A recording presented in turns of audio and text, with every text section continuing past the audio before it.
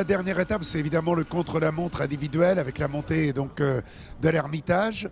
Tony Galopin, qui a déjà terminé 3 fois deuxième de l'Étoile de Bessèges, a envie d'en être le vainqueur. D'autres coureurs sont capables d'aller chercher le succès. Donc ça va être une explication particulièrement intéressante. Marc Sarrault repart avec le maillot de premier au classement général.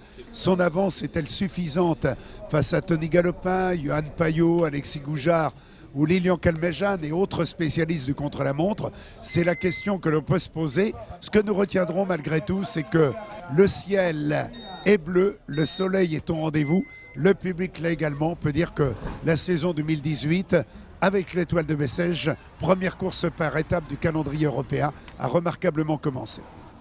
Il y a une étoile de plus là aujourd'hui, avec la venue de l'équipe 21 qui a fait des retransmissions d'étapes, les 80 derniers kilomètres indirects.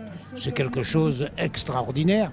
Moi, ce qui me surprend le plus, c'est l'état du réseau routier. Un réseau routier impeccable, et je crois qu'on aime beaucoup le vélo. Il y a des pistes cyclables en grand nombre et qui sont entretenues d'une manière remarquable. C'est assez rare.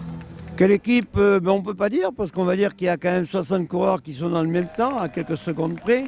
Bon, les rouleurs ne seront pas bien sûr à leur avantage, mais en principe, un grimpeur peut faire la différence en 1,5 km. Bon, on a misé un peu au départ sur Tony Galopin. Personnellement, j'ai misé sur Tony Galopin, qui est un spécialiste de l'épreuve, puisqu'il a fait 3 fois deuxième.